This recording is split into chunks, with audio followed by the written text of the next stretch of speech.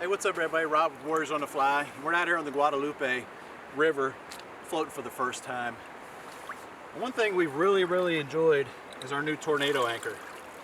Now the great thing about the tornado anchor is it's basically lead free, it's galvanized steel, it won't leach lead into the water like other anchors, and it spins, so when it's contacting the bottom it contorts to hang on and grip better.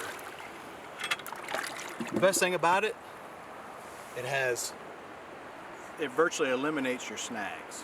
So you don't get hung up when you anchor, things like that we do with a conventional anchor. So check them out, Tornado Anchors.